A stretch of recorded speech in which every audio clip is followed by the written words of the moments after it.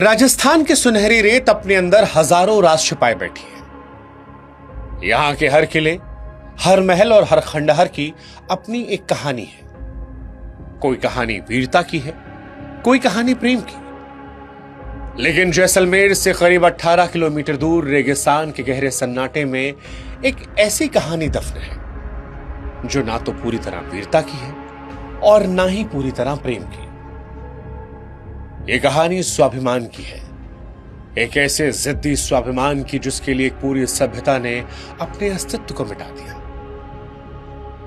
यह कहानी है कुलधरा की, जिसे आज दुनिया भारत के सबसे डरावने और रहस्यमयी गांवों में से एक मानती है। जब आप कुलधरा की सरहद में कदम रखते हैं तो हवा का रुख अचानक से बदल जाता है। दिन की तेज रोशनी में भी वहां एक अजीब सा भारीपन और ठंडक महसूस होता है। टूटे हुए घर, वीरान दीवारें और उजड़े हुए आंगन आज भी किसी के इंतजार में पलके बिछाए लगते हैं।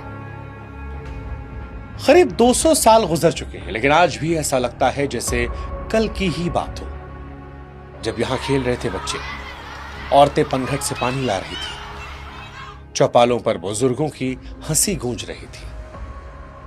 फिर एक रात सब कुछ बदल गया। एक ऐसी काली रात आई जिसकी सुबह आज तक नहीं हुई।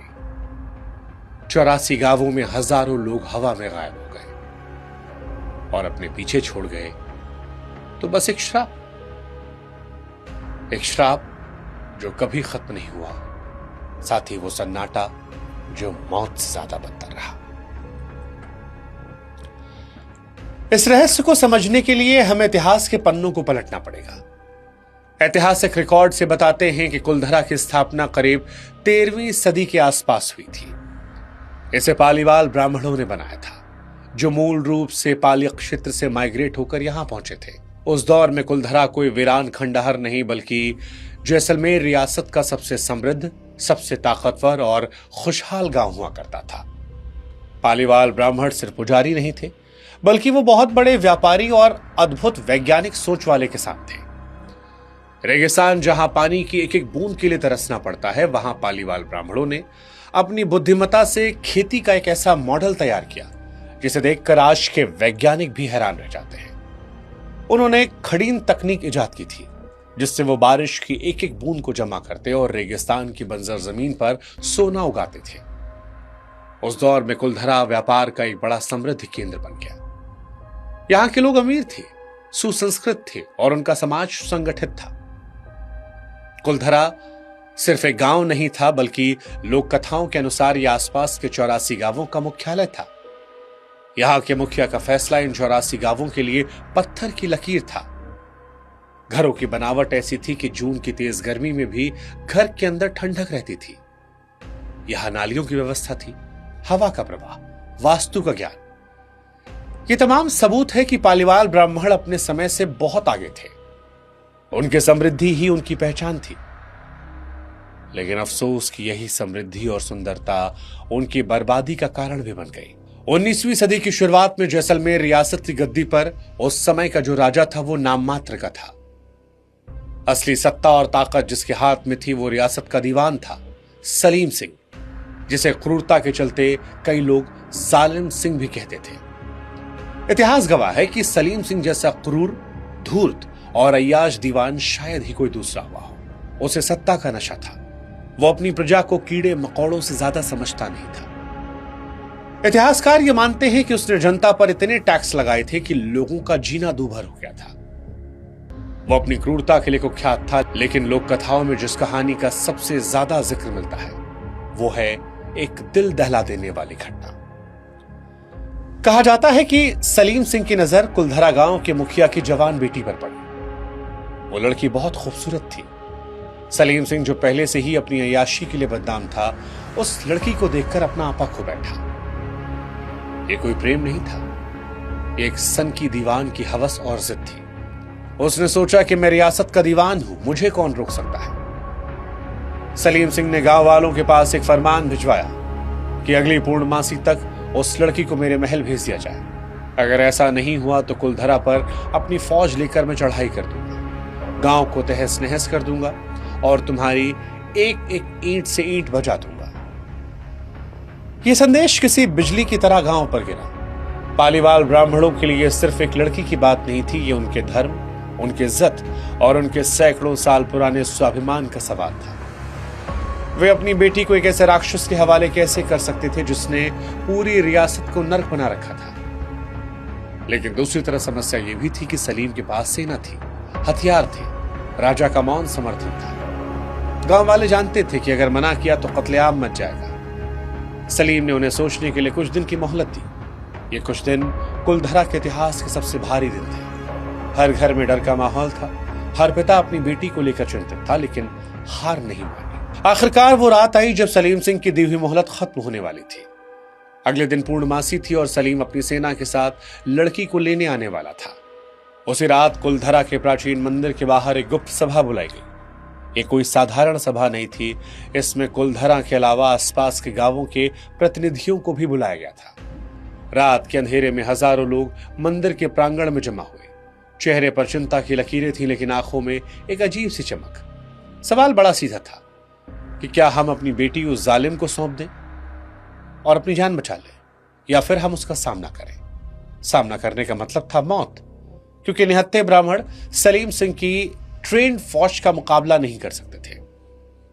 तभी उस पंचायत ने एक ऐसा फैसला किया जिसकी मिसाल इतिहास में दूसरी नहीं मिलती। गांव के मुखिया ने अपनी पगड़ी उतारी, सबके सामने रख दी, भारी आवाज में कहा कि यह बेटी सिर्फ मेरी नहीं है, यह हम सबकी बेटी है।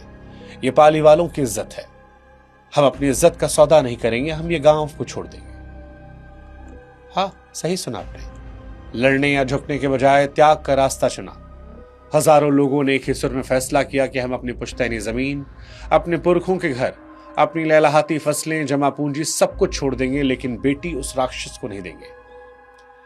यह फैसला हो सकता है सुनने में आपको आसान लग रहा हो, लेकिन आप कल्पना करके देखिए कि जिस घर में पीढ़ियों ने वक्त गुजारा हो, पैदा हुए हो, मरे हो, जिस मिट्टी में पूर्वजों की अस्थियां हो, जिस आंगन में बचपन बीता हो, सब कुछ एक पल में त्यागने का निर्णय। यह भारतीय संस्कृति के स्वाभिमान का सर्वोच्च शिखर था। यह घटना लगभग 1815 से 1825 के बीच मानी जाती है।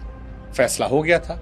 उसी रात तुरंत अभी के अभी आदेश दिया गया कि जो जैसा है वैसा ही निकल पड़े। किसी को कुछ भी साथ ले जाने का मौका नहीं मिला। यह मंजर दिल दहला देने वाला था।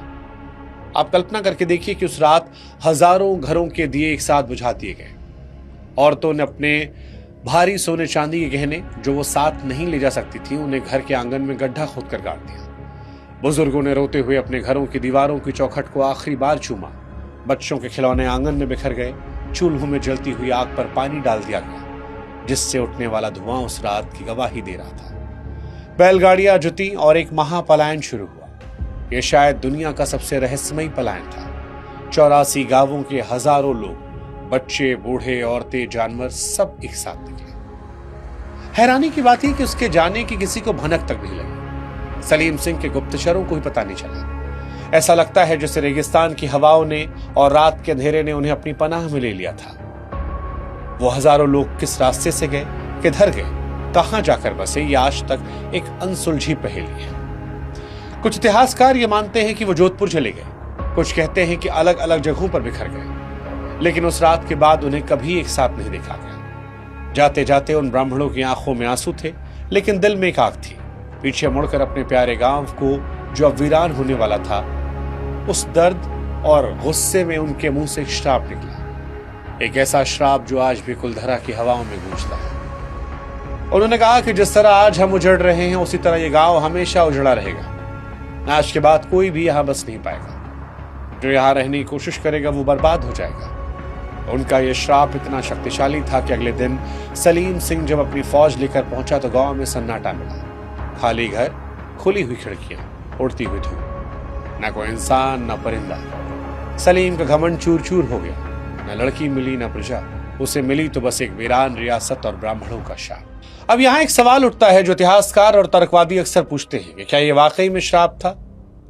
कुछ इतिहासकार ये मानते हैं कि सलीम द्वारा बढ़ाए गए भारी भरकम टैक्स और पानी की किल्लत के चलते गांव वालों को गांव छोड़ना पड़ा। IIT खड़गपुर की 2017 की एक स्टडी भी इशारा करती है कि शायद उस समय किसी बड़े अर्थक्वेक ने इन घरों को नुकसान पहुंचाया।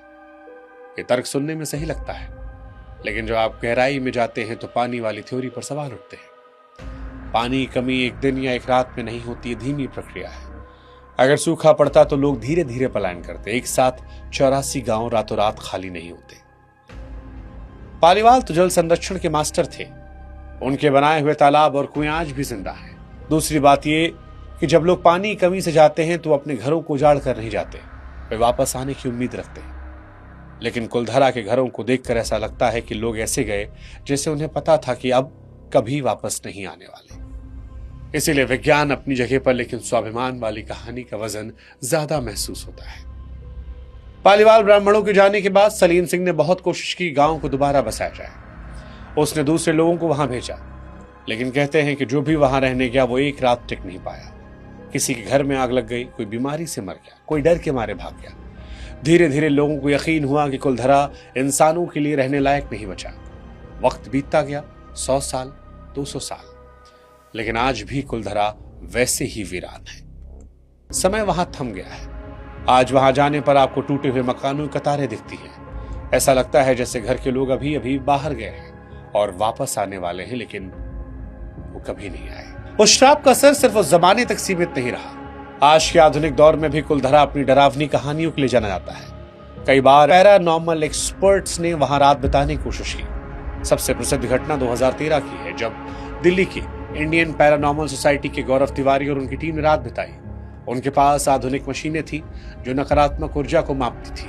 अपनी रिपोर्ट में बताया कि रात के 12 बजते ही तापमान गिर गया। रेगिस्तानी गर्मी में कड़ाके की ठंड लगी। उनके टेंट के आसपास किसी चलने की आवाजें आईं। लेजर बीम से देखने पर परछाइयां दिखाई पड़ी। ये डरावना अनुभव था कि रिकॉर्डिंग में उन्हें किसी बात करने की आवाजें मिली, जबकि वहां उनके अलावा कोई नहीं था। किसी ने कान में फुसफुसाते हुए कहा कि जाओ यहां से। टीम के सदस्यों को खरोंची आई और ऐसा लगा कि मानो कोई धक्का दे रहा है। हालांकि इसका कोई ठोस सबूत नहीं मिला, लेकिन उस रात के अनुभव ने टीम को हिला कर रख दिया था। श्राप सिर्फ गांव तक सीमित नहीं रहा। उस दीवान सलीम सिंह का भी अंत बहुत बुरा हुआ। पालीवालों के जाने के बाद रियासत की आर्थिक स्थिति चरमरा गई, क्योंकि खजाना भरने वाले चले गए थे। सलीम सिंह का अत्याचार और बढ़ता गया। अंत में उसे कर्मों की सजा मिली। वैसे ऐतिहासिक रिकॉर्ड उसकी मौत पर बहुत साफ नहीं है, लेकिन लोक कथाएं कहती हैं कि उसके ही लोगों ने उसके खिलाफ साजिश रची थी और उसे जहर देकर मार डाला, या किसी बीमारी से वो सड़कर मरा। कई कहते हैं कि ब्राह्मणों का श्राप उसे ले डूबा।